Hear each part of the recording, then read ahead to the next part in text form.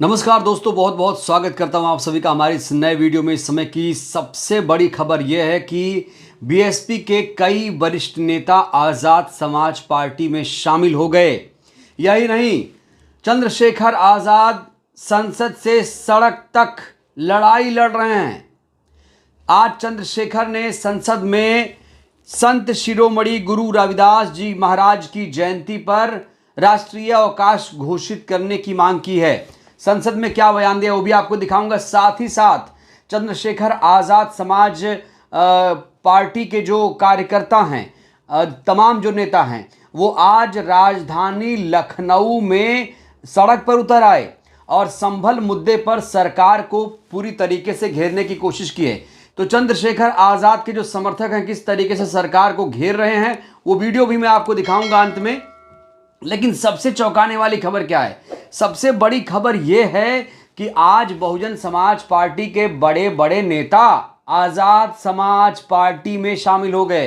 दोस्तों, आज की सबसे ताज़ा और चौंकाने वाली खबर है और ये खबर सुनकर बहुजन समाज पार्टी के तमाम जो नेता हैं वो हैरान हो गए। तो चलिए आपको सिलसिलेवार तरीके से बताते हैं कौन कौन से वो नेता हैं जो आज बीएसपी से आज़ाद समाज पार्टी में चले गए हैं। बाकायदा इनकी आज ज्वाइनिंग भी हो गई है। देखिए, ये खबर इसलिए बड़ी है क्योंकि बीएसपी एएसपी अपने आप में राइवल पार्टियां हैं। मायावती जी, चंद्रशेखर एक धुरी हैं। जब मायावती जी की बात होती है तो चंद्रशेखर की बात होती है, जब एएसपी की बात होती है तो बीएसपी की बात होती है। और आज तो गजब ही हो गया, बीएसपी के नेता एएसपी में जा रहे हैं। सोचिए दोस्तों, तो कौन कौन से नेता आपको दिखाता हूं मैं। एक है संतोष आनंद जी। संतोष आनंद जो आगरा मंडल कोऑर्डिनेटर, अलीगढ़ मंडल कोऑर्डिनेटर, पूर्व जिला अध्यक्ष आगरा बताए जाते हैं। तो आगरा का पूरा कामकाज देख रहे थे बीएसपी के नेता हैं संतोष आनंद जी। वो आज एएसपी में चले गए हैं। दूसरे नेता हैं सौरभ दयाल। सौरभ दयाल जो हैं मंडल प्रभारी आगरा मंडल बसपा। तो आगरा मंडल प्रभारी, बसपा के आगरा मंडल प्रभारी सौरभ दयाल ने आज एएसपी ज्वाइन कर ली। तीसरे नेता का नाम है लाखन सिंह चक। लाखन सिंह चक जो हैं राष्ट्रीय अध्यक्ष खटीक फेडरेशन, युवा जिला महामंत्री बसपा आगरा। तो ये भी एएसपी में चले गए। चौथे नेता का नाम है मनोज राजपूत। मनोज राजपूत की हैसियत क्या थी? जिला कोषाध्यक्ष थे, आगरा के जिला कोषाध्यक्ष थे बसपा के। ये भी एएसपी में चले गए। एक हैं वीरू जी। वीरू जी उत्तर विधानसभा अध्यक्ष थे, ये भी आज एएसपी में चले गए हैं। एडवोकेट शानू महमूद जी, ये भी जिला उपाध्यक्ष आगरा बसपा के थे, ये भी एएसपी में चले गए हैं। तीसरे हैं सुनील कुमार जी, ये भी आज एएसपी में चले गए हैं। तो दोस्तों, आगरा से संबंधित ये 7 बड़े बसपा के नेता आज एएसपी में आधिकारिक रूप से शामिल हो गए।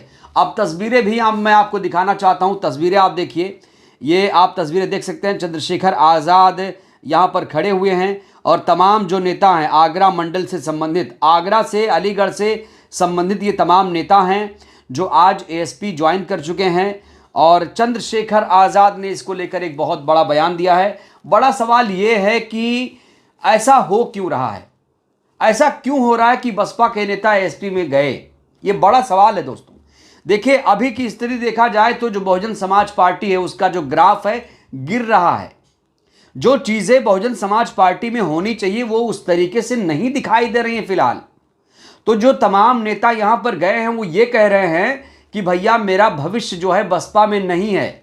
ये इन लोगों का बयान है और इसीलिए इन लोगों ने खुशी खुशी एएसपी ज्वाइन करने का फैसला लिया और इनके चेहरे पर खुशियां भी नजर आ रही हैं। ये लोग खुश भी हैं, जश्न भी मना रहे हैं कि भाई अब मैं नए घर में आ गया हूं।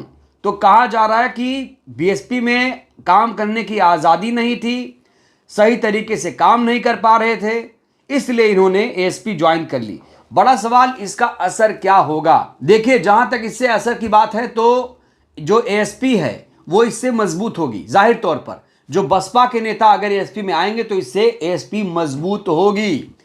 और चंद्रशेखर आज़ाद तो न्योता दे रहे हैं, सार्वजनिक तौर से वो न्योता दे रहे हैं कि जो तमाम बसपा के नेता हैं एएसपी में आ जाएं।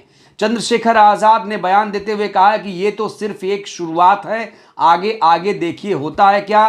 तमाम जो बड़े बड़े और नेता हैं वो भी एएसपी ज्वाइन करेंगे। ये बड़ा दावा चंद्रशेखर आजाद की तरफ से किया गया है। ये दोस्तों बहुत बड़ी घटना है, ये बहुत बड़ी घटना है। जानकार इसको लेकर कहते हैं कि इससे चंद्रशेखर आजाद को और मजबूती मिलेगी, एएसपी पार्टी बीएसपी से और मजबूत हो जाएगी, ऐसा लोग कह रहे हैं। और आपने उपचुनाव देखा होगा, नतीजा कुंदरकी मीरापुर का, वहां पर एएसपी पार्टी बीएसपी से आगे भी थी। तो कई लक्षण भी दिख रहे हैं और कई सबूत भी दिख रहे हैं। अब बड़ा सवाल बहन जी क्या करेंगी। वैसे आपने देखा होगा बहन जी ने एक आदेश दिया है कि जो पुराने नेता हैं जो बसपा को छोड़ के गए हैं वो बसपा में वापस आ जाएं।